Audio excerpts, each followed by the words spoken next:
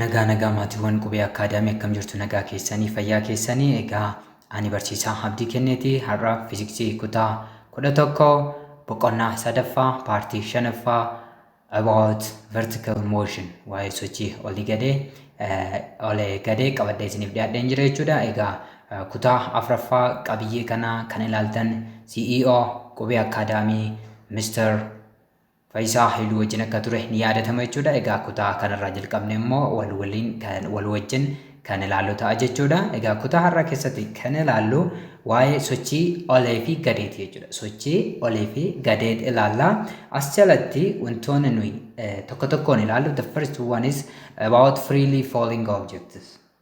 Waa'ee sochii kufaatii walabaa yookiin immoo wantoota sochii kufaatii walabaa gaggeessaa jiranii ni ilaalla jechuudha.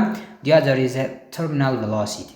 Ariitii terminaalii kan jedhamutu jira jechuudha. Egaa ariitiin terminaalii kun yookiin immoo what we call terminal velocity kun maal akka ta'e ni ilaalla jechuudha. Kutaa har'aa keessatti the other is Galileo Galilei and the motion of objects. Egaa sochii wantootatti wal qabsiisee Galileo Galileen wantoota inni kaa'ee darbe yookiin immoo piriinsiipiloonni inni kaa'ee darbe kan amma har'aatti itti fayyadamaa jirru maal akka ta'e kutaa kana keessatti inni kaasne jechuudha.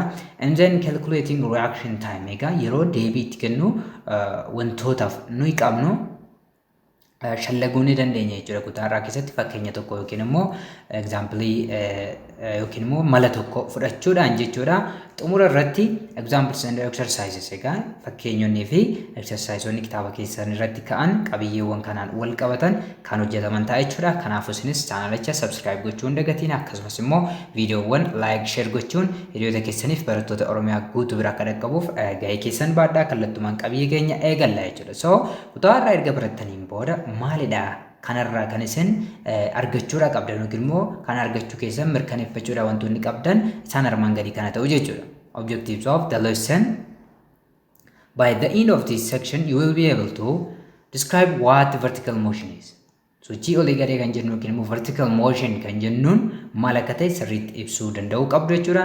And solve various problems of vertical motion. Describe the motion of objects that are in free fall. Egaa problemii moo yookiin immoo gaaffiiwwan vertical motion wajjin wal qabatan maal gochuudha qabdu jechuudha. Furuudha danda'uu qabdu jechuudha. Akkasumas immoo sochiiwwan free fall ta'an yookiin immoo kufaatii walabaa ta'an kamiyyuu sirriitti ibsuu danda'uu qabdu jechuudha. Calculate the time, position and the velocity of an object given the initial velocity of an object under vertical motion.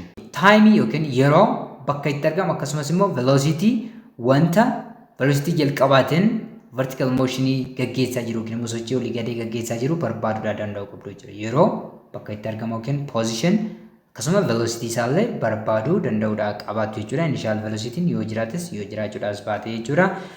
Solve problems related to an object thrown vertically upwards, downwards and freely falling objects. Egaa problemiiwwan yookiin immoo gaaffiiwwan wantoota asii olee darbatamanii akkasuma asii gadee darbataman akkasuma immoo sochii kufaatii walabaa gaggeessaa jiranii salphaatti furuudha danda'uu qabdu jechuudha.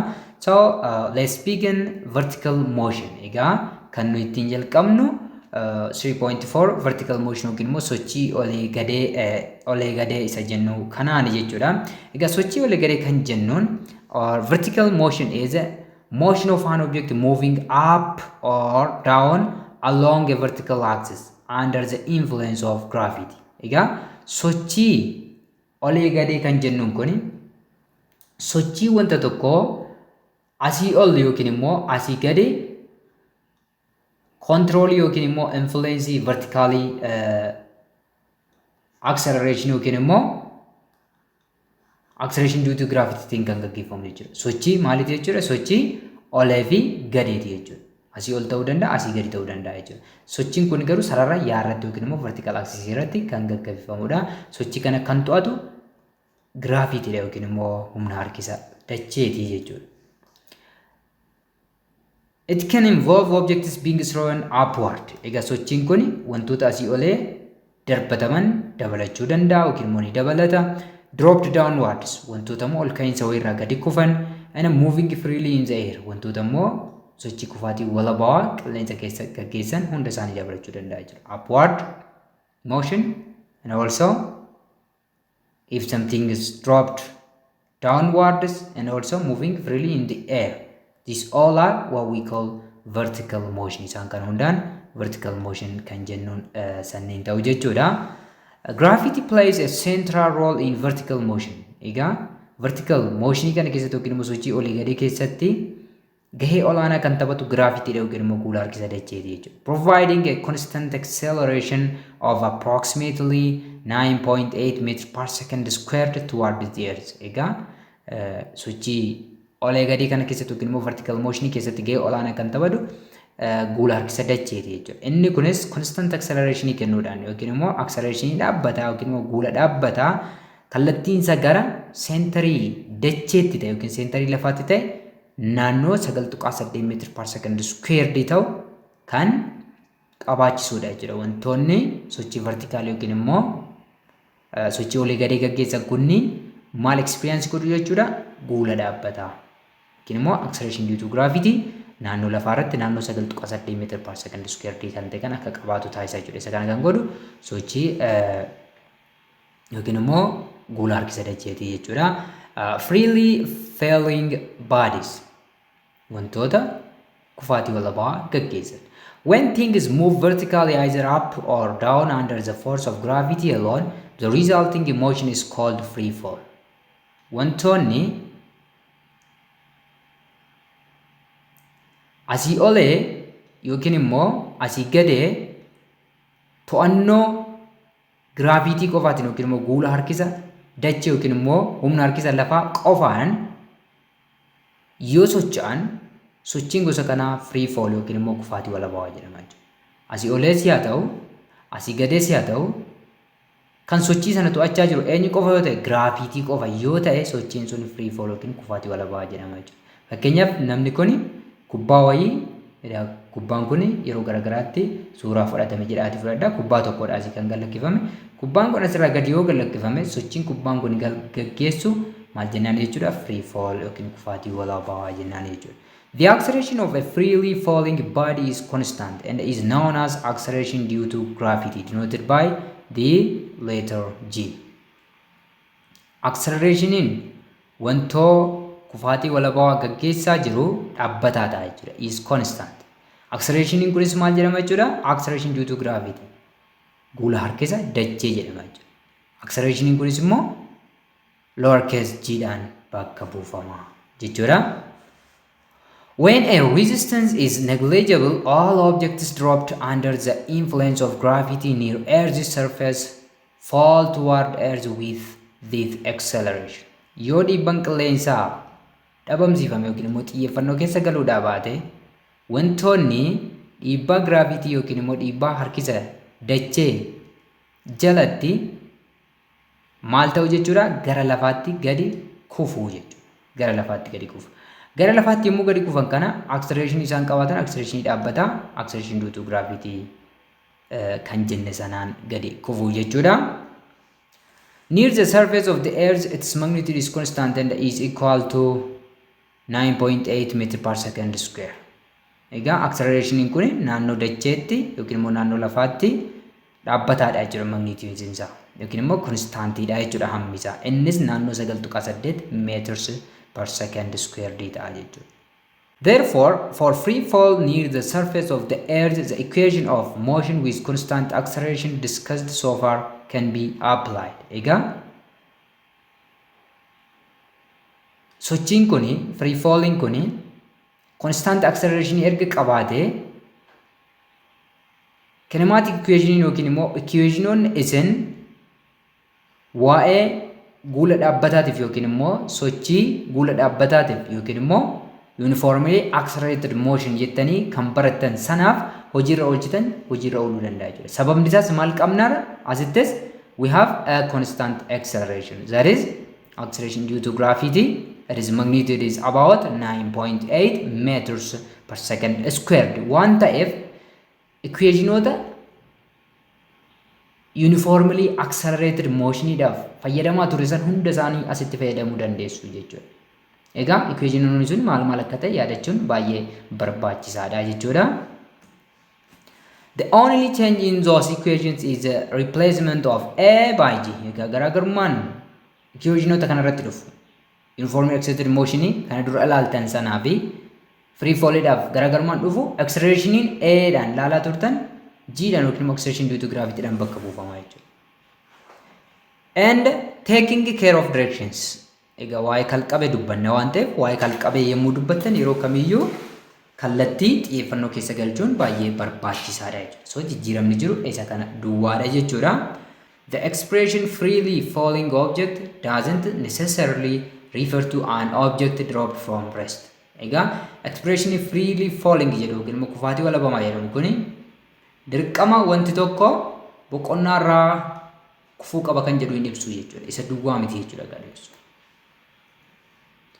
A freely falling object is any object moving freely under the influence of gravity alone, regardless of its initial motion.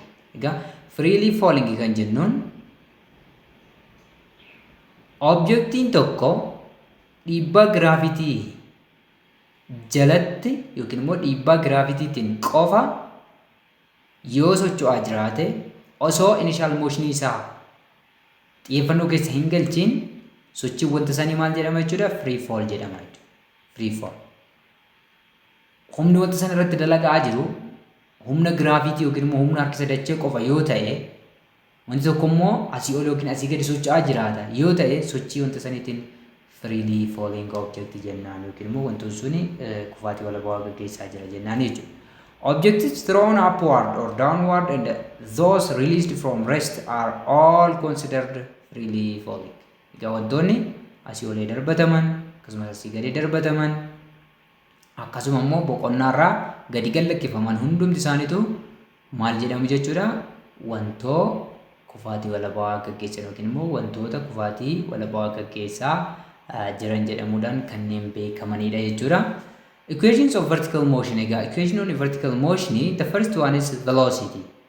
Yeroo murtaa'een booda velocity yoo gaafatamne akkamitti deebisuudha dandeenya kan jennu v equals u plus gt. Egaa kallattii keessan xiyyeeffannoo keessa galchuun barbaachisaa akka ta'e jalqaba irratti kaasnee jirra jechuudha.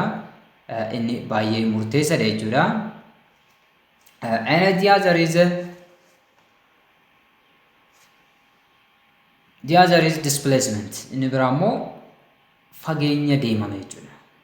Oleef gadee kana keessatti fageenya deemame akkamitti argana kan jedhu y equals ut plus 1 over 2 gt square. Egaa jijjiiramni dhufe maalidha jechuudha? Kallattii fi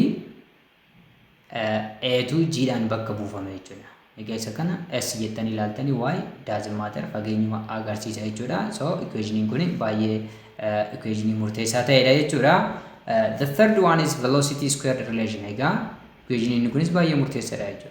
Velocity'n squared yoo ta'e relationii inni initial velocity fi displacement wajjin qabu ilaaluu dandeenya. V squared is equals to u squared plus 2g y. Isaan kun baay'ee murteessitoodha jechuudha. Garuu equationota kana yookiin immoo formuloota kana apply yommuu goonu kallattii xiyyeeffannoo keessa galchuun baay'ee barbaachisaadha jechuudha. Egaa akkuma beekamu V'n final velocity indicate godha, y displacement dha, g acceleration due to gravity dha. Egaa negative g fudhanna upward motion yoo ta'e jechuudha. Sababni isaas kallattiin initial velocity keenya yookiin u fi g keenya gargar waan ta'eef upward positive fudhanne downward immoo negative fudhachuu qabna jechuudha. And also t is for time. Time agarsiisti jechuudha. Note that these equations are vector equations. Equationoonni armaan olitti ilaalle suni maalidha jechuudha? Equationota yookiin himoota wal qixaa maaliti jechuudha? Vectoroota yookiin immoo kalqabeeti jechuudha.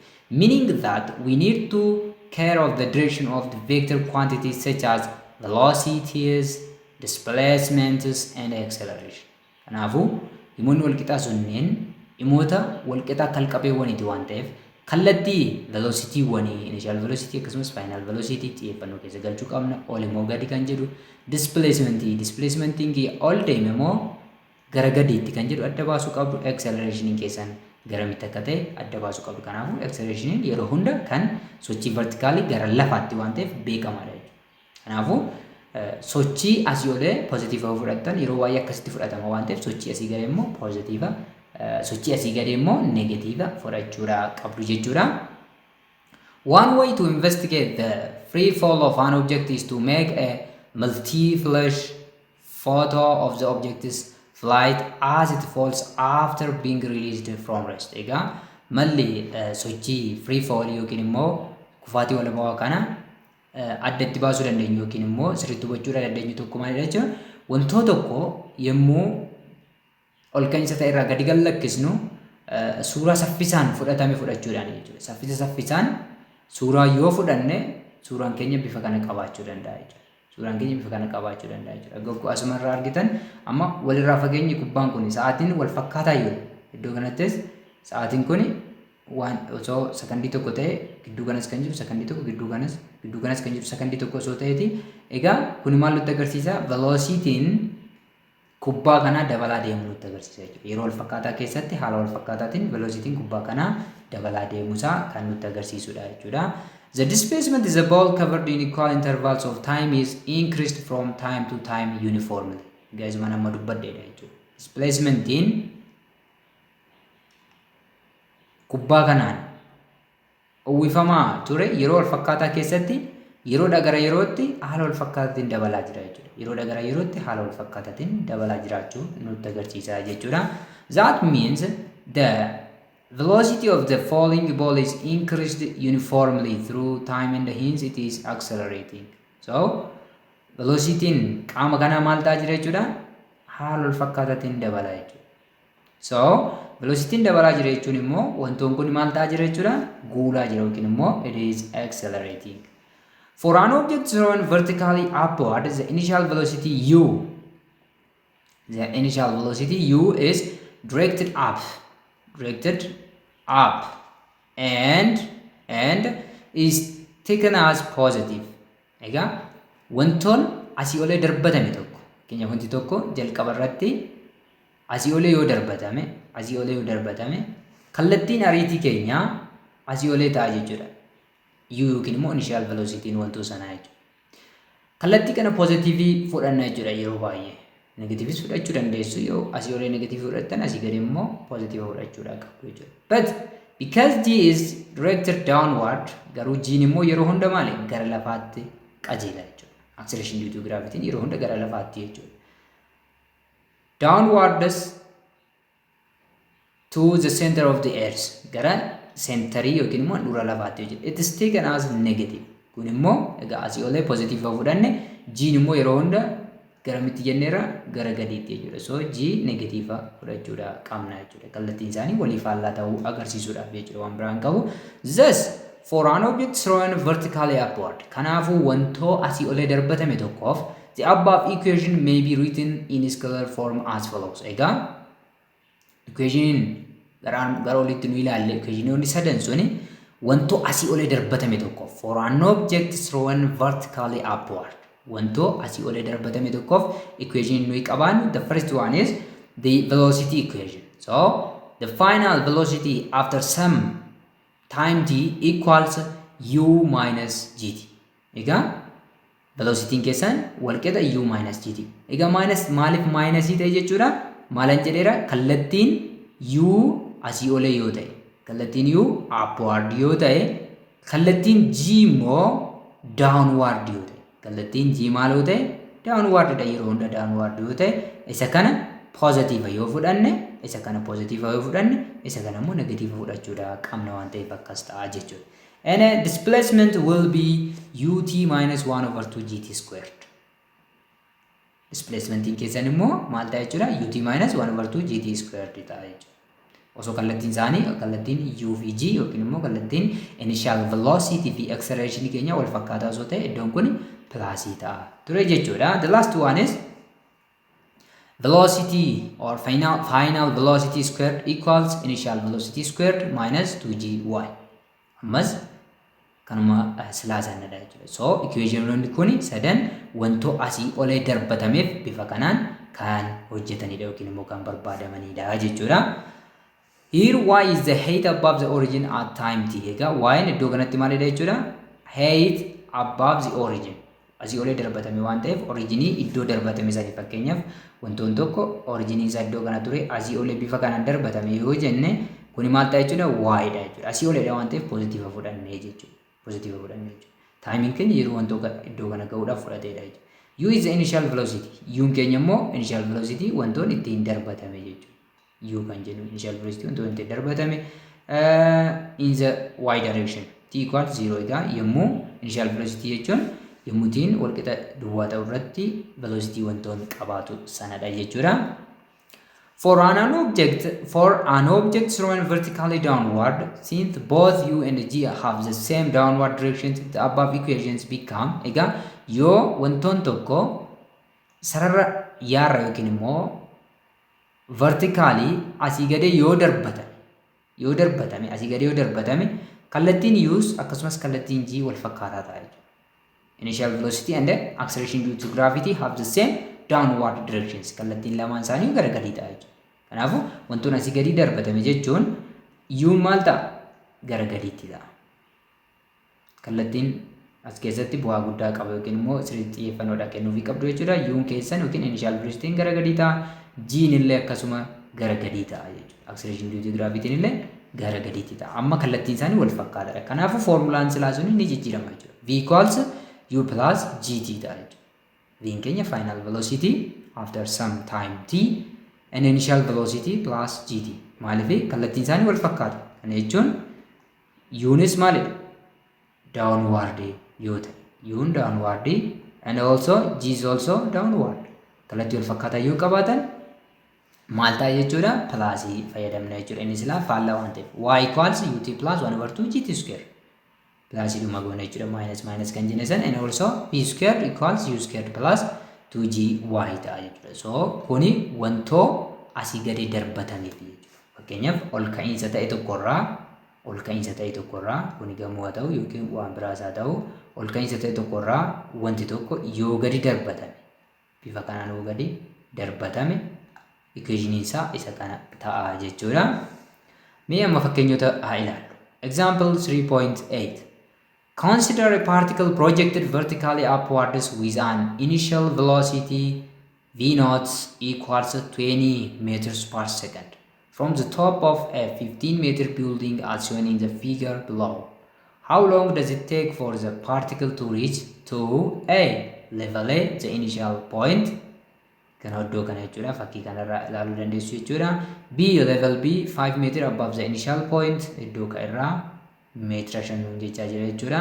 C, level C, 5 meter below the initial point. And D, level D, the building bottom. Egaa gaafiin nu gaafate partikiliin tokko asii olee yoo darbatame jedha. Asii olee maal ta'e partikiliin tokko kun iddoo kanarraa akkuma ilaalaa jirtan asii olee yoo darbatame velocitiin yookiin immoo u yookiin v nootiin inni jalqaba ittiin darbatame meeqadha nuun jedhe 20 meetira per second yoo ta'e dheerinni gamoo wantichi irraa ol darbatame kun gamoon jira jechuudha. Inni kun maalidha? Gamoodha jechuudha. Egaa dheerinni gamoo kana meeqadha jedhee nuu kenne dheerinni gamoo waliigala 15 meetira yoo ta'e yeroowwan tuqaalee armaan gadii dhaqqabuuf paartikilii kanatti fudhatu imi jedha. Jalqaba level A bira ga'uuf asii ol darbatamee fageenya amma kanaa deemee iddoo kanatti deebi'uudhaaf yeroo ammamiitti fudhata? Level A is the initial point. Level A yookiin initial point itti deebi'uudhaaf. B, level B 5 meter above the initial point. Level B immoo kun iddoo kana jira jechuudha. Asirraa meeqa fagaata jedhee nutti hime? Initial point irraa 5 meetira asii ol yoo fagaatee argame. Kana jechuun fageenyi kana gidduu jiru meeqadha jechuudha? Fageenyi kana gidduu jiru 5 meetiriidha jechuudha. Asii oleedha 5 meetiriidha jechuudha. C irratti level C 5 meter below the initial point D. Egaa asii gadi immoo tuqaa kana gidduus immoo meeqatu jira? 5tu jira jechuudha. As gidduus meeqatu jira? 5tu jira jechuudha. Kanaafuu kun negatiiva 5 asii gadeedha waan ta'eef jechuudha. D level D immoo ground dha yookiin immoo lafa jechuudha. Building bottom jala gamoo sanaadha jechuudha. Egaa equation kana furuudhaaf mee kennamoota keenya adda baafannee haa kaanu. Okay, kennamaan keenya given equation kana furuudhaaf jalqaba irratti u tu nuu kenname u jennee haa fayyadamnu. V naught kan jedhu kun rakkoon qabu 20 meters per second dha jechuudha kan nuu kenname. Inni biraan g dha kan nuu kenname. beekamaadha jechuudha. 10 fayyadamnu yoo isin kennamu baate isin 9.8 meters per second square fayyadama. Nu 10 fayyadamna jechuudha. 10 meters per second square. Akkasuma immoo dheerinni gamoo meeqatu nu kennameera? Yookiin immoo hojjaan gamoo meeqatu nu kennameera? Hojjaan waliigalaa gamoo 15 meetiratu nu kennameera jechuudha. So isaan kana lamaan qabna waan ta'eef kondishiniiwwan kana keessatti barbaadaa deemna jechuudha. Jalqaba irratti kan gaafatamne maalidha? Required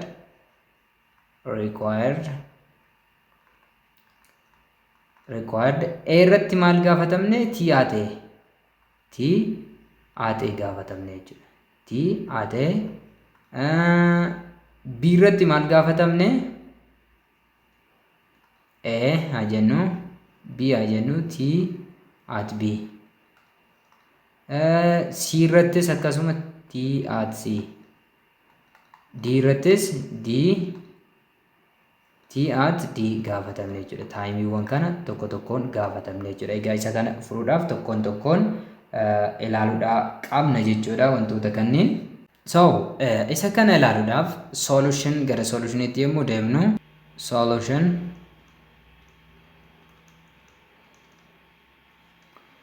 A bira yommuu dhaqnu A time to return level A time to return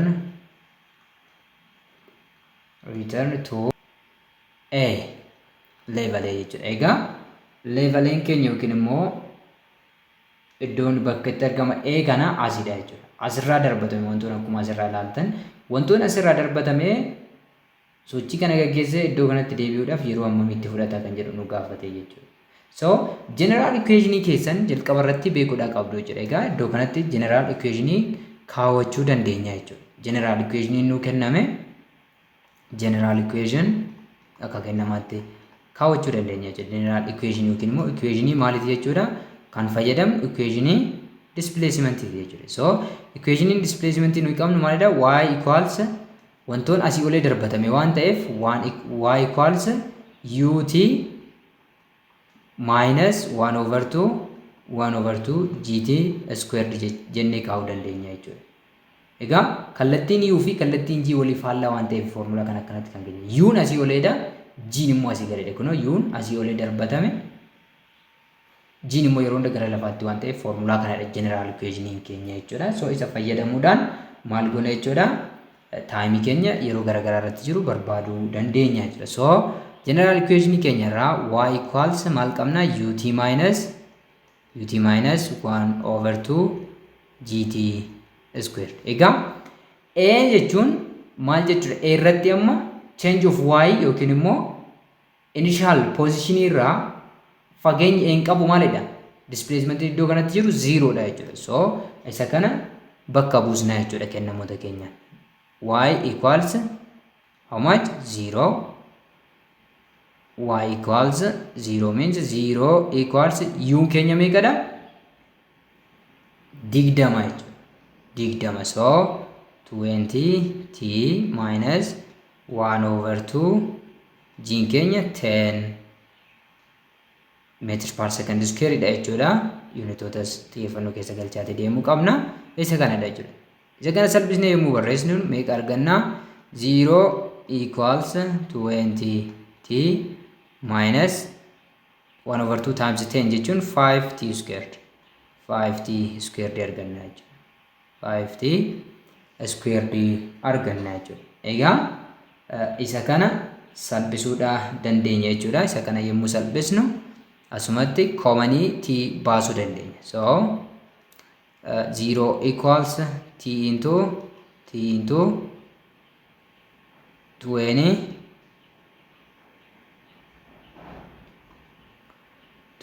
minus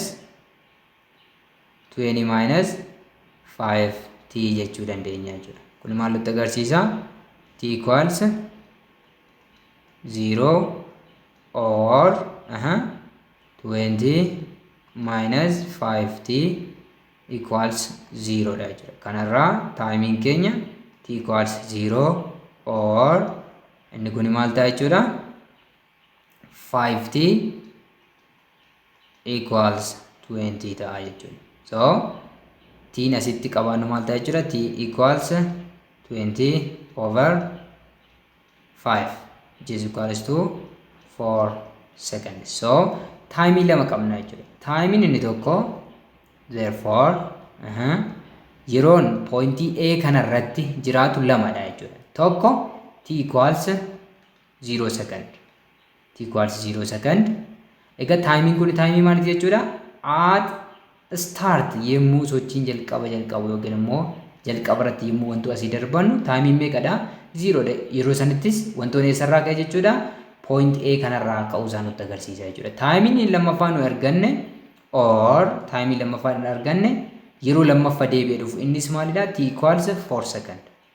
4 secondiin kun wantoon kun darbatamee balalee fageenya kana ga'e yemmuu gadi deebi'u dhufee yemmuu iddoo kana ga'u 4 secondiidha jechuudha. So yeroon kun immoo when return. Yeroon kun return when the object is returned back yemmuu gara boodatti deebi'uudha jechuudha. So level A darbatamee ba'ee level A bira ga'uudhaaf time itti fudhatu 4 secondii ta'uu nutti agarsiisa jechuudha. Egaa B irratti immoo level B ga'uudhaaf hoo jedheen nu gaafate jechuudha. B irratti wantoon kun darbatamee level B bira ga'uudhaaf level B immoo meetira 5 iddoo darbatame kanoo fageenyi gidduu kana jiru asii olee yoo safarre 5 meetira nuun jechaa jira jechuudha. Iddoo darbatame irraa 5 meetira nuun jechaa jira jechuudha. So B time to reach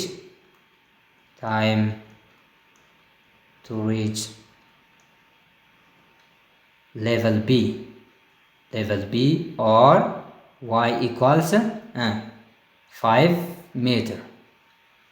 5 meter asii olee meetira 5 yoo ta'edha jechuudha. So general equation keenya barreeffannaa jechuudha. General equation displacement keenya y equals ut minus 1 over 2 gt squared dha jechuudha. Egaa general equation kun callisnee fudhanne jechuudha.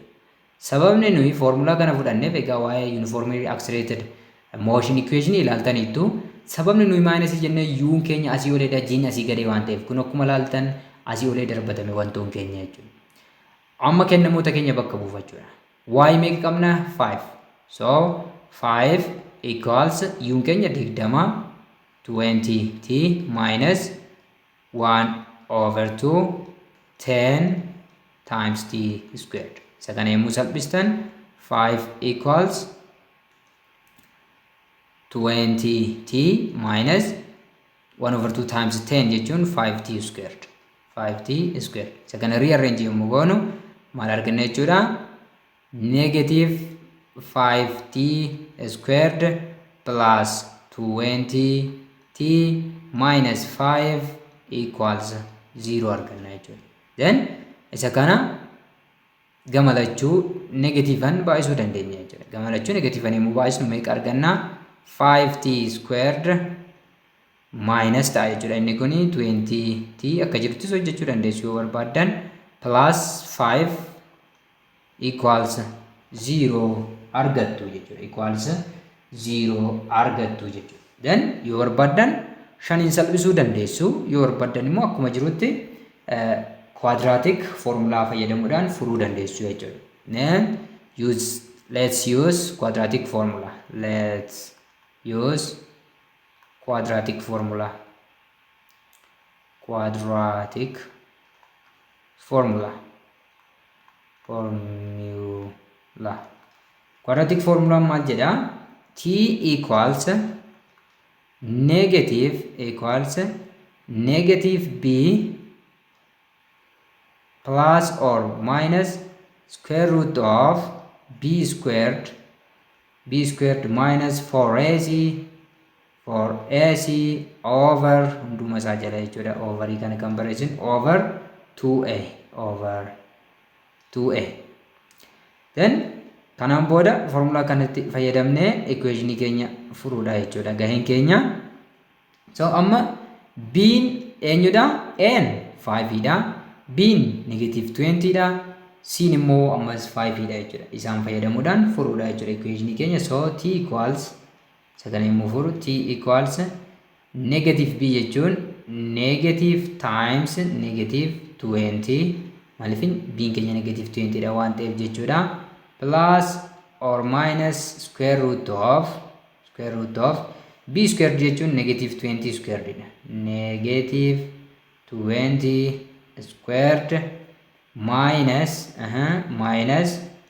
4 times m eenyudha 5 and 5 sin immoo ammas 5 dha jechuudha times 5 jechuudhaan barreessina jechuudha over hunduma isaanii jala immoo 2 times a 2a jechuun 2 times 5 kanaan booda t equals inni kun positive 20 ta'a jechuudha positive 20 plus or minus square root of negative 20 square yommuu ta'u 400 hir'isuu 4 baay'isuu 5 20 baay'isuu 5 immoo 100 ta'a jechuudha 100 yeroo 10 ta'a jechuudha. Egaa kana yommuu salphistan square root 300 argattu jechuudha. Square root 300 immoo raadikaala keessa yommuu ba'u naannoo meeqa ta'a? T equals 20 plus or minus 17 tuqaa 3 2 yeroo 10 ta'a jechuudha. Yeroo 10 ta'a.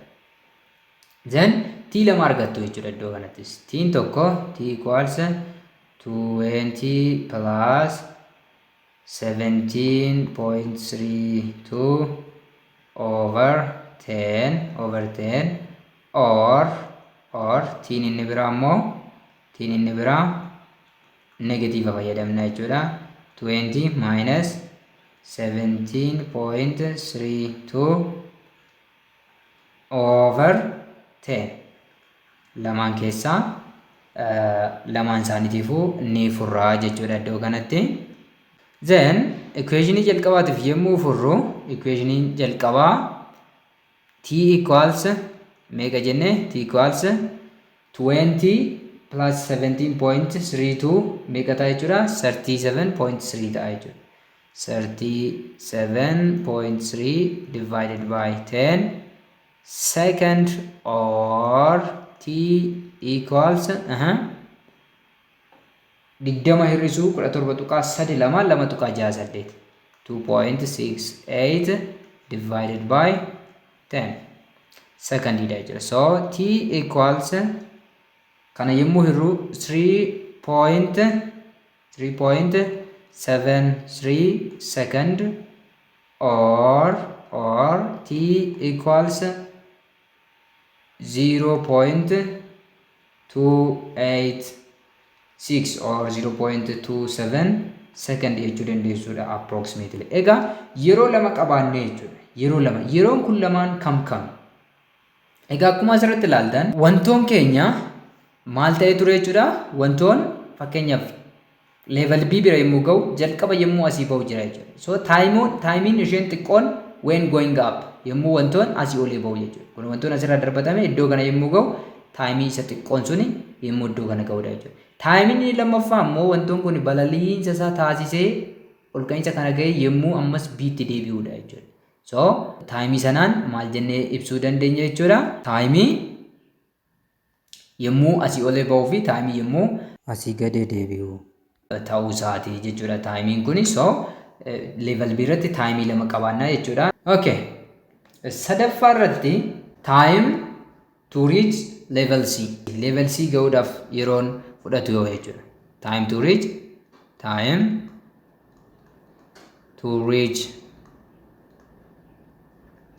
level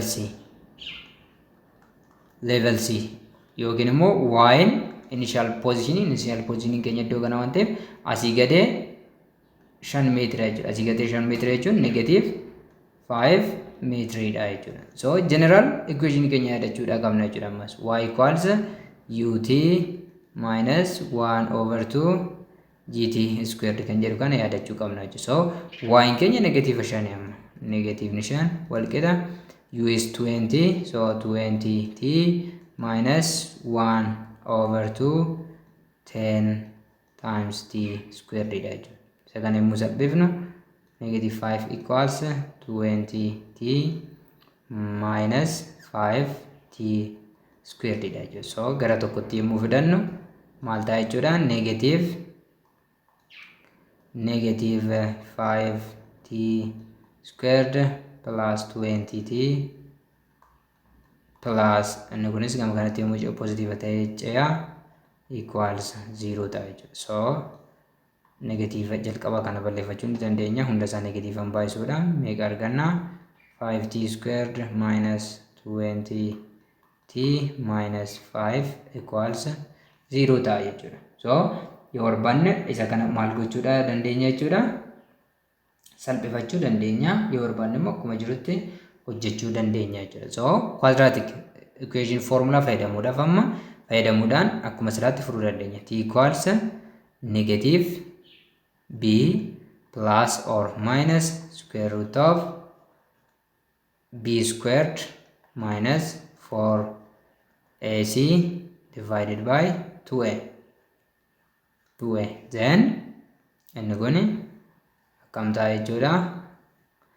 T equals negative b jechuun b'n meeqadha? Negative 20 jechuudha. So negative times negative 20 plus or minus square root of negative 20 squared minus 4 times 5 times negative 5. Negative 5 in keenya kuni c dha jechuudha. Over 2 times a 2 times 5 ta'a jechuudha. Then isa kana yommuu salphifnu t equals kuni 20 ta'a akkuma silaa plus or minus under square root kun 400 ta'a ammas 400 minus inni kun yommuu baay'istan 4 baay'isuu 5 20 baay'isuu negative 5 negative 100 jechuudha. Negative 100. So inni kun over 10. T equals timing kun ammas maal ta'a jechuudha? Timing kun inni kun da'uu ta'a jechuudha. Negative times negative is positive. So 500 square root 500 ta'a jechuudha. Kan nuyi argannu 20 plus or minus square root of 500 over 10. Timing keenya xumura irratti isa kana of eeggannoodhaan yommuu shallagdan meeqa argattu jechuudha? T equals 4.23 second or negative argattu timing isa biraa immoo jechuudha. Timing isa biraa negative argattu. So T equals negative muraasa yoo argattu timing immoo scalar quantity dha waan ta'eef yeroo kamiyyuu negative ta'uu hin danda'u. So yeroon keessan murtaan yookiin yeroon keessan inni sirriin isa kam ta'a jechuudha? Isa kana ta'a jechuudha. Calculation kana 500 square root keessaa baastanii al tokko 20tti dhiyaatu al tokko immoo 20 irraa hir'istu negative yoo dhufe isa negative gattaniit inni positivein deebii keessan ta'a jechuudha. Okay, D irratti immoo D time to reach point D dha jechuudha. So general equation keenya meeqadha? Y equals ut minus 1 over 2 gt squared dha jechuudha. So D jechuun maalidha? Buildingin keenya 15 meetira jedhamee jalqaba irratti nu kennameera. Kana jechuun buildingin dheerinni isaa amma kana waan ta'eef buildingin kun 15 meetira akka dheeratu nu kennameera 15 meetira jechuudha. So asii gadi deeme iddoon sochiin jalqaba iddoo kana waan ta'eef asii gadiidha waan ta'eef negative fudhannaa jechuudha. So iddoo kanatti y meeqadha jechuudha? Negative 15 meetiridha jechuudha. Isa bakka buusudha jechuudha. Y is negative 15 equals 20t minus 1 over 2 times 10 t squared ta'a jechuudha. Then isa kana immoo sirreessinee barreessinu negative 15 equals 20t minus 5t squared ta'a jechuudha. isa kana qindeessuudhaan yommuu barreessinu negative 5t squared negative 5t squared plus 20t plus 15 equals 0 ta'a jechuudha. Gama lachuun negatiivaan yommuu baay'isnu 5t squared minus egaa isin negatiivaan baay'isuu dhiisuu dandeessu jechuudha. Akkuma jiruttis hojjechuudhaan dandeessu jechuudha. Isa jalqaba kana poozitiivatti jijjiirrachuudhaaf akkuma jiruttis yoo hojjettan homaa rakkina hin qabu jechuudha. Equals 0 ta'a jechuudha. Kanaan booda t quadratic formula fayyadamnee argannaa jechuudha. Negative b plus or minus square root of b squared minus 4ac overall 2a ta'a jechuudha. Kanaan booda t equals negative b jechuun negative 20 jechuudha. b keenya so negative times negative 20 plus or minus under square root b squared negative 20 squared minus 4 times n 5 sin negative 15 times negative 1 5 over 2 times 5 idha jechuudha. Isaan isa kana yommuu salphistan t equals inni kun positive 20 ta'a plus or minus under square root inni kun meeqa ta'a 400 ta'a negative 20 squared jechuudha. 400 minus egaa 4 baay'isuu 5 digdama baay'isuu negative 15 300 ta'a jechuudha. Negative 300 over 2 times 5 is 10. Then t equals 20 plus square root of negative times negative is positive 700 over 10 ta'a jechuudha. So 700 square root keessa baay'istaniit taayimii lama argattu. Taayimii tokko negatiiva, taayimii tokko pozitiiva argattu. Taayimiin negatiiva ta'uu hin danda'u waan ta'eef isa pozitiiva sana meeqa dhufa jechuudha. Xumura irratti xumuruudhaa qabdu jechuudha. 4.65 second ta'a jechuudha. So bifa kanaan kan hunda isaaniitu shallaguudhaa dandeenya jechuudha. Sirriitti fasinii ta'eera jedheen yaada. The other is exercise 3.6. Inni itti aanu exercise 3.6 dha jechuudha. A ball is thrown vertically upwards with a velocity of 10 meters per second from the balcony of a tall building. The balcony is 15 meters above the ground and gravitational acceleration is 10 meters per second squared. A. Find the time required for the ball to hit the ground, and B. The velocity with which it hits the ground. Egaa exercising kunis kan amma hojjetaa turreen wal fakkaataadhuma jechuudha. So mee giivanoota haa baafannu maal jedhee jechuudha. Gaafichi jalqaba irratti kubbaan tokko initial velocity 10 meetira per secondiidhaan asii olee darbatame jechuudha. Vertically upwards asii olee darbatame kallattiin baay'ee murteessaadha jechuudha. Egaa sagannetii yookiin immoo baalkoonii gamoo dheeraa tokkorraa ol darbatame jechuudha. So mee gamoon suni bifa kanaan kuni gamicha ture haa jennu, gamoo ture haa jennu, gamoo kanarraa jechuudha. Kubbaan keenya ammas kan darbatame asirraa ol darbatame jechuudha gamoon keenya. So initial velocity kallattiin isaa asii oledha jechuudha. Acceleration due to gravity immoo yeroo hunda asii gadeedha jechuudha. Acceleration due to gravity yeroo hunda gara gadiiti jechuudha. Isaan kana qabanneet kennamoota keenyatti fayyadamnu. So kennamaan keenya ni jalqabaa giivanoota keenya addaa baafannu. Given jalqaba irratti u initial velocity tunuu kenname jechuudha 10 meters per second. Y dheerinni maaltu nuu kennameera? Dheerinni gamoo keenya nuu kenname jira jechuudha. Yookiin immoo y kan jennu kana h of building haa jennu dheerina isaati waan ta'eef jechuudha. Dheerina isaati waan ta'eef height of building is 15 meters and G is 10 meters per second squared. yoo ta'e required a irratti maalidha kan gaafatamne required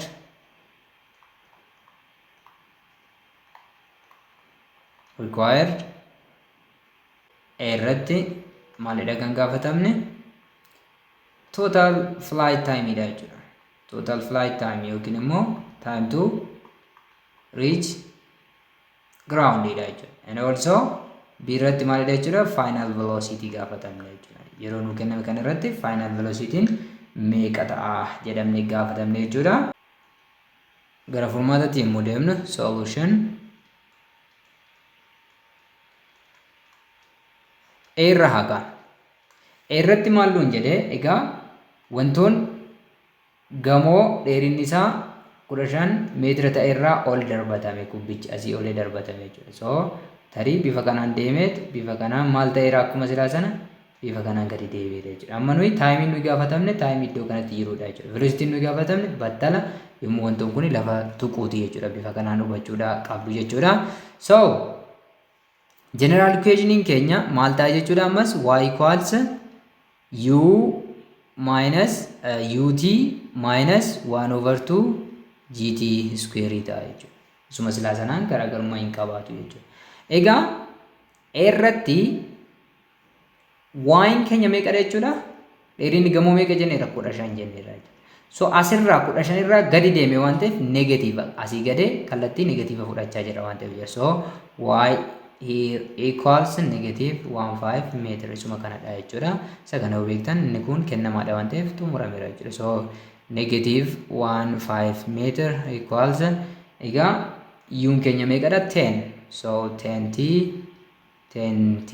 minus 1 over 2 g is 10t squared. Isa kanadha. Kana yommuu salphiftan negative 15 meter equals 10t minus 5t squared ta'a jechuudha. So inni kun gama tokkotti yommuu ceesisnu maal arganna? Negative 5t squared plus 10t quadratic equation itti jijjiirrachuufidha jechuudha. Plus 15 equals 0 ta'a jechuudha. Isa kana gama hunda negative nu baay'isne isa jalqaba kana positive itti jijjiirrachuu dandeenya jechuudha. Yoo akkasumatti hojjettan it doesn't matter. Negative 10t minus 15 equals 0 ta'a jechuudha. Equals 0 ta'a jechuudha. Sanaan booda isa kana 5 salphisuu dandeessu gama hundaa jechuudha. Akkuma silaa sana gama hunda 5 salphisuu dandeessu. So gama hunda 5 yommuu salphisnu maal arganna? By 5 amma yoo salphistan inni kun maal ta'a? T squared ta'a jechuudha. T squared minus 2 not 20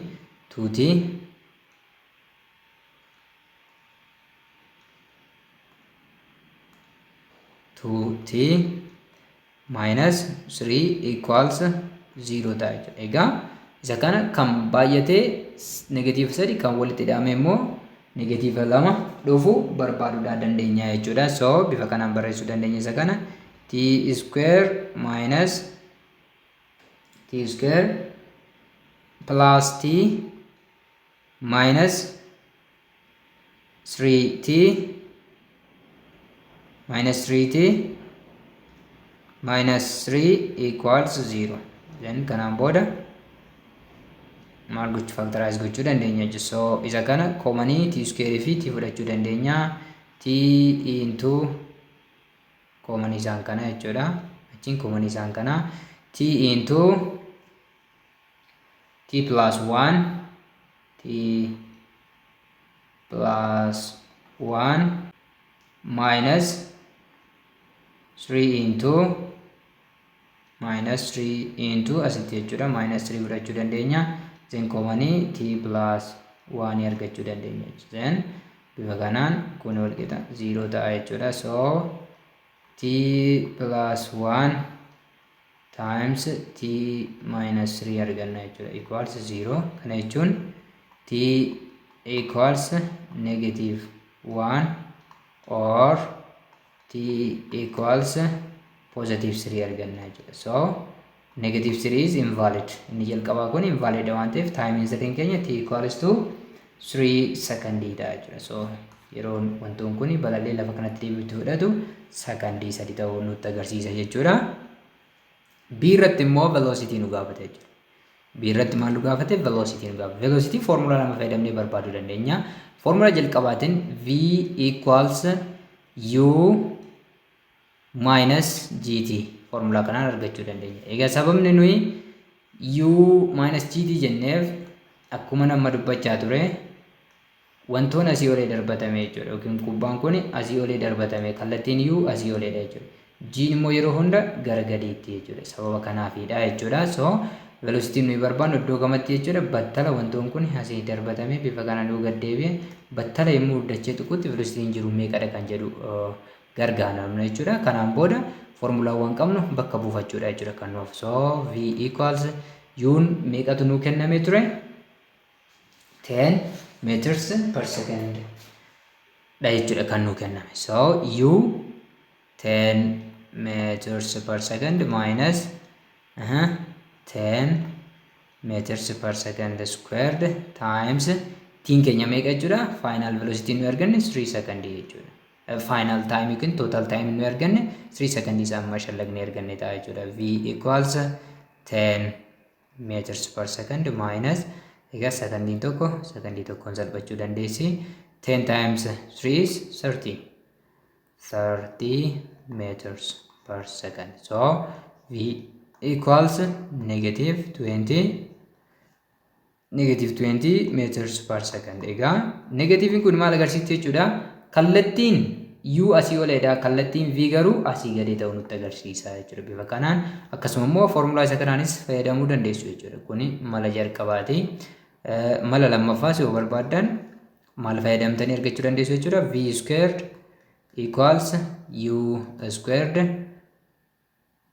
minus 2g y kan jedhuunis argachuu dandeessu jechuudha. Isa kanaanis digdamuma argattu. Kallattiin garuu gara gadii ta'uu dagachuudha hin qabdani jechuudha. Isa kanaan immoo ofii keessanii shallagaa. Kanaafuu final velocity keenya 20 meter per second downward ta'a jechuudha. Downward ta'uu kan nutti agarsiisudha jechuudha.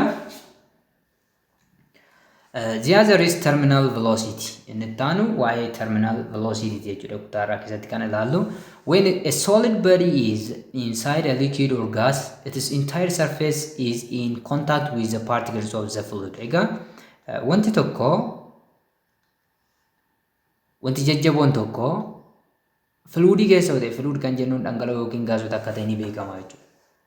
So surfacein isaa yookiin immoo dirri wantoo sanaa guutumaan guututti fluidii kanaan wal tuqaa jechuudha. Dirri sun jechuudha. Dirri gara hundaatiin jiru fluidii kana wajjin wal tuqqii qabaata yookiin immoo body contactiin jira jechuudha. For this reason, during its motion in a fluid, the body experiences a resistive force.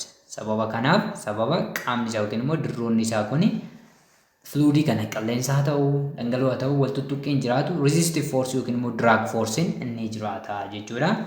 This resistance force which the fluid exerted on the body is called fluid friction or drag force jedhama jechuudha. Egaa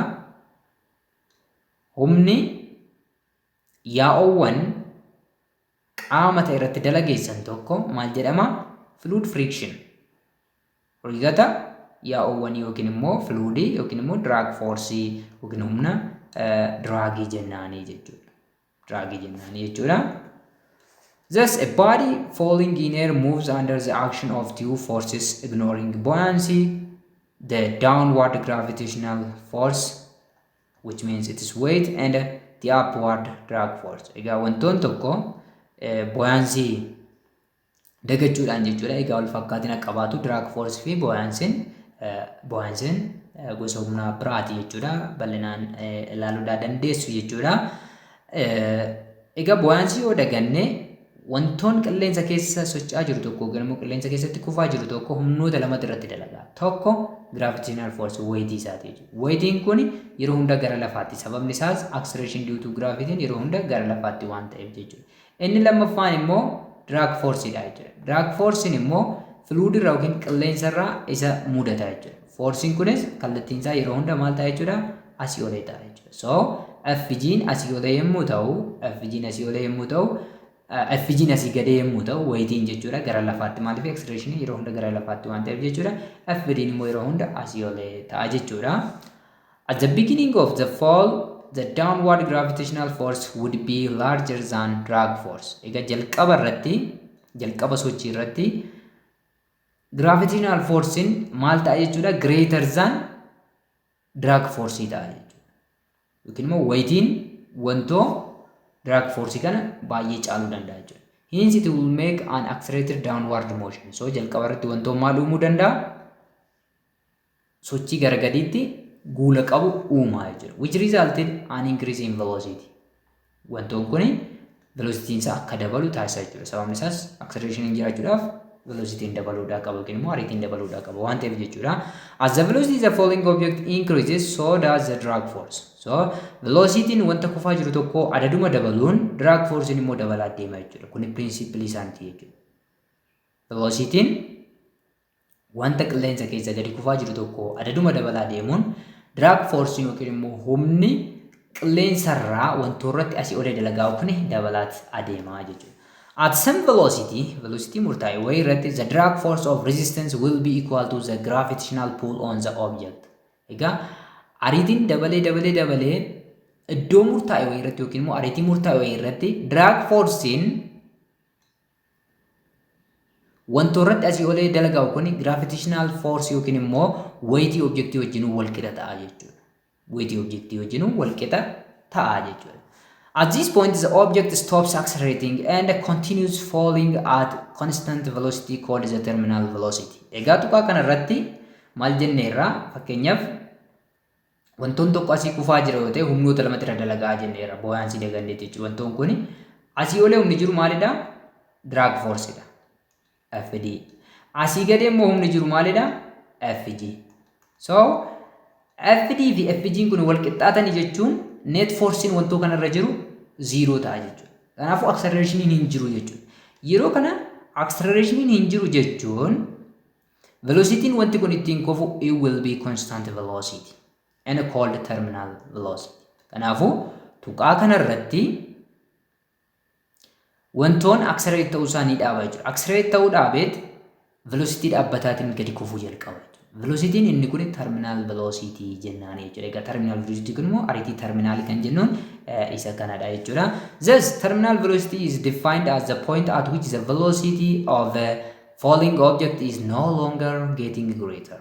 Egaa terminal velocity kan jennuun akkamitti hiikkachuu dandeenyarre tuqaa velocity'n wanta kufaatii gaggeessaa jiru tokko kanaa ol dabaluu hin dandeenye yookiin immoo sanaa ol dabaluu hin dandeenyeen terminal velocity jennaan jira. So kanaa ol dabaluu hin danda'u jechuun objectii kanaaf terminal velocity is at its maximum velocity. Egaa terminal velocity kun maximum velocity isaa ta'uu nu agarsiisa jechuudha. So terminal velocity define yommuu goonurra deebinee it is the maximum velocity an object can achieve as it falls through a fluid or like air or water. Egaa terminal velocity kun amma nuyi wantoota qilleensa keessa kufaa jiran ilaalaa jirra waan ta'eef eerii fudhachuu dandeenya jechuudha. So terminal velocity maximum velocity wanti fluidii keessa kufaa jiru tokko yookiin immoo qilleensa keessa kufaa jiru tokko qabaachuu danda'u terminal velocity jennaan jechuudha. So terminal velocity irratti net force in object irratti dalagaa 0 ta'uu isaa nutti agarsiisa jechuudha. Asumaan an object at terminal velocity has 0 acceleration. So wantoon terminal velocity dhaan socho'aa jiru acceleration isaa 0 dha jechuudha. Beside weight, egaa weightiidha jechuudha yookiin immoo gravitational force'n terminal velocity irratti dhiibbaa akka qabu ilaallee jirra jechuudha. Terminal velocity depends on other factors such as shape and cross-sectional area of the falling object and the nature of the fluid. So weightiitti dabalateet egaa jalqaba irratti yoo ilaaltan wantoon kun draagin yoo irra jiraachuu baate guutumaan guutuutti humni isaa irratti dalagaa humna maalidha? FG qofa ta'a jechuudha.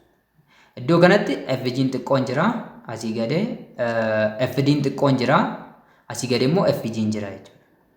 Xumura irratti immoo FG'nis wal qixxaatanii jechuudha. FD'n drag force, FG'n gravitational force dha jechuudha. Yemmuu FD fi FG'n wal qixxaatan net force'n wantoo kanarra jiru 0 dha, acceleration hin jiru jechuudha. So terminal velocity kun weight irratti ni hundaa'a. Itti dabalee maal irratti hundaa'a jechuudha? Shape boca wantoota irratti ni hundaa'a jechuudha. Cross sectional area isaa irratti ni hundaa'a jechuudha. Akkasuma nature of fluid amala maal irratti? Amala fluid san irratti illee ni hundaa'a jechuudha. The terminal velocity for an object moving through air is given by Vt equals square root of 2 mg or gravitational force divided by rho CdA. Egaa formula kanaan argachuu dandeenya jechuudha. Drag terminal velocity wanta qilleensa keessa gadi kufaa jiru tokko jechuudha. Egaa Vtiin terminal velocity dha jechuudha akkuma hiika sarara ilaaltan. M'n keenya immoo maasii objectiidhi. G gravitational acceleration, rho density of the fluid. Density fluidity jechuudha. CD kan jennu immoo drag coefficient. Egaa nature fluid irratti hundaa'a kan jennu sun isa kanadha. Drag coefficientiin kuni meeqadha kan jedhu CD'n kun isadha jechuudha. A cross sectional area of the object. Objectiin sun immoo cross sectional area isaa maal fakkaata kan jedhuun bifa kanaan terminal velocity isaa shallaguudha dandeessu jechuudha. The other is Galileo Galilei and the motion of objects. Egaa Galileo Galileen waa'ee sochii wantoota irratti maalidha kan inni godhe kan jedhu kutaa kana keessatti ilaalla jechuudha. In contrary to Aristotle view of motion, which states that heavier objects fail faster than lighter ones, Galileo Galilei, Italian physicist and astronomer, postulated that regardless of their size and mass, all bodies falling through empty space or vacuum have the same acceleration. Egaa Galileo Galileen yaada Aristotle kan faalleessedha jechuudha. Aristotle maal jedhee yaadaa ture? Wantoonni hanga guddaa qaban wantoota hanga xiqqaa qaban irra dafaniiti gadi kufuu jedhee kaasee ture jechuudha. Yaada kana jijjiiruudhaan astronomer fi fiizistiin biyya Italii kuni yookiin immoo Galileo Galileen vacuum yookiin immoo bakka duwwaa keessatti wantoonni hamma akkasumas immoo hanga isaan irratti osoo hin hundaa'in haala wal fakkaataatiin guula dhaabbataatiin gadi kufuu jedhee kaa'e jechuudha. Yaada kana nama jijjiiredha jechuudha Galileo Galilei kan jennuun. He was the first person to determine the correct mathematical law for acceleration. The total distance covered starting from rest is proportional to the square of the time. Egaa nama jalqabaate jechuudha. Galileo Galileen hariiroo wantoo boqonnaa irraa kufaa jiru tokkoo fi fageenya waliigalaa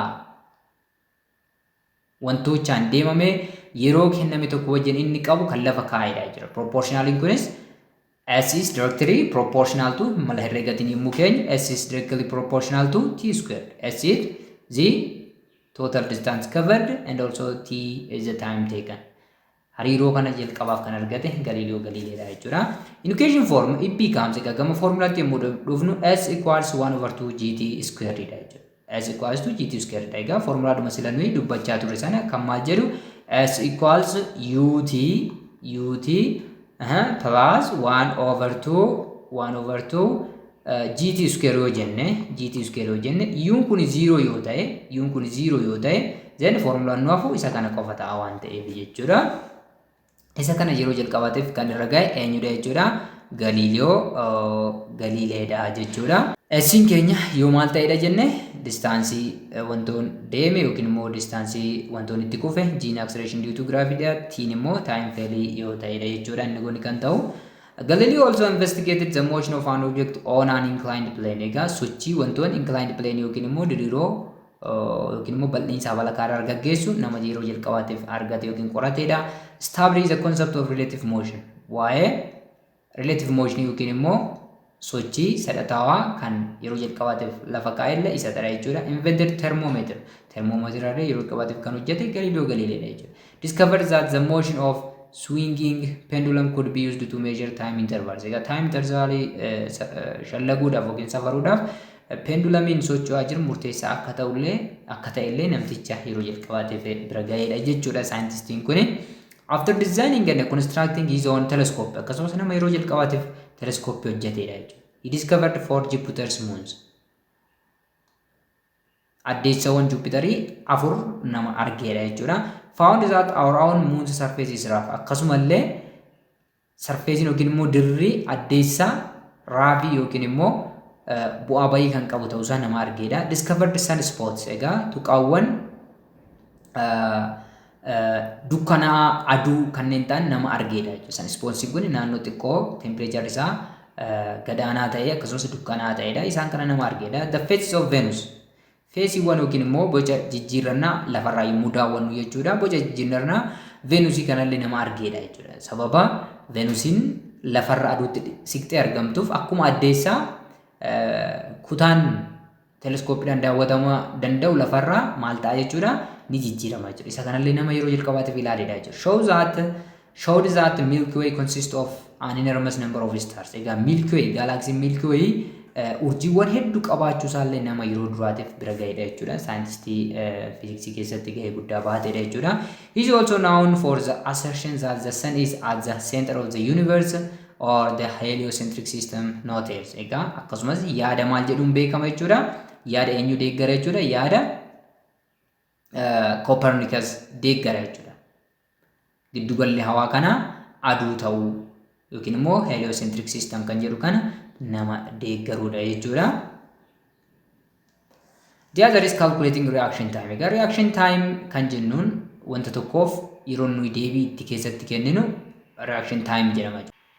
Reaction time is the time it takes for a person to respond to a stimulus. Egaa namni tokko taatee tokkoof yookiin immoo sochoostuu tokkoof deebii yeroo inni keessatti kennu reaction time jennaan jechuudha. Calculating reaction time often involves simple physics experiments where the response time can be determined based on measurable variables like distance or velocity. Egaa reaction time calculate gochuuf experimentii salphaa fiiziksii hojjechuu dandeessu jechuudha. Isaan kunniin distaansii fi velocity irratti hundaa'aa waan ta'eef salphumatti measure gochuu yookiin immoo experimentii salphaatiin ilaaluu dandeenya jechuudha. Then calculate the reaction time using the equation. Equation kamiin jechuudha T equals 2s over g. Egaa inni kunis isa kamirraa dhufe jechuudha. S equals maal jennee irrare yoo wantoon boqonnaa irraa ka'e S equals 1 over 2 gt square jennee irraa jechuudha. 1 over 2 gt square jennee ture waan ta'eef isarraa proof yommuu goonu isa kana salphumatti kan argachuu dandeenyudha jechuudha. Reaction distances. Egaa reaction distance jechuun fageenya deebiin itti kenname stimulusii yookiin immoo kakaastuu tokkoof fageenya deebii kennuudhaaf fudhatamedha jechuudha. Is distance you travel during your reaction time. Distance yeroo reaction time ti deemameen reaction distance jennaani jechuudha. It depends on the reaction time and the speed. Egaa reaction distance kun reaction time fi speed irratti kan hundaa'udha jechuudha. It is calculated as reaction distance equals reaction time times speed. S equals v times t. Reaction time is t and speed is v dha jechuudha. Bifa kanaan calculate gochuu dandeenya jechuudha. Calculating reaction time using a ruler drop test. Egaa experimentii kana ofii keessaniif hojjechuu dandeessu jechuudha. Nama lama taatanii jechuudha. Ruler yookiin immoo sarartuu fayyadamuudhaan reaction time kan keessanii safaruu dandeessu jechuudha. Kan nama tokko kan nama biraa irratti adda addummaa qabaachuu danda'a jechuudha. This method uses free fall to estimate reaction time based on how far a ruler drops before being caught. Egaa malli kuni mala kufaatii walabaatiin reaction time safaruu danda'uu keenya yookiin immoo sarartuu qabuu keenya keessatti reactioniin nuyi sarartuun gallakkifamu erga argineen booda yeroo ammamiitiin booda qabuu dandeenya kan jedhu kan ittiin mirkaneessuudha jechuudha. Steppiin isin fayyadamuu dandeessan hold a ruler vertically with the zero mark at the subject's finger tips. Egaa rulerii tokko namni tokko maal godha jechuudha fiixee ishii bifa kanaan qaba jechuudha. Akkuma asirratti argitan nama lama taatanii hojjettan baay'ee gaariidha. Without warning release the ruler. Egaa osoo hin himeen jechuudha. Osoo namattuu hin himeen rulerii sana ni gallakkistu jechuudha. Inni lammaffaan immoo qabuuf qophaa'aa bifa kanaan qophaa'ee ta'a. Then namni inni lammaffaan maal godha jechuudha amma danda'e saffisaan qaba jechuudha. Gallakkifamuu rulerii sana amma argeen dafeet qaba jechuudha. So iddoon inni itti qabe sun catch point kan jedhamudha jechuudha. Measure distance d the ruler force before being caught. Egaa distaansii ruleriin keessan deeme maal gootu jechuudha ni safartu. Distaansii ishee kam kanoo fakkeenyaaf iddoon harka fakkeenyaaf distaansii ishee kana jechuudha. Quba kanaa fi kana gidduu distaansii jiru kana erga safartaniin booda isheen reaction distaansii taati jechuudha yookiin immoo d taati jechuudha. Using the kinematic equation for free fall you can calculate s equals 1 over 2 gt square. Then time keessan bifa kanaan shallaguudha dandeessu jechuudha.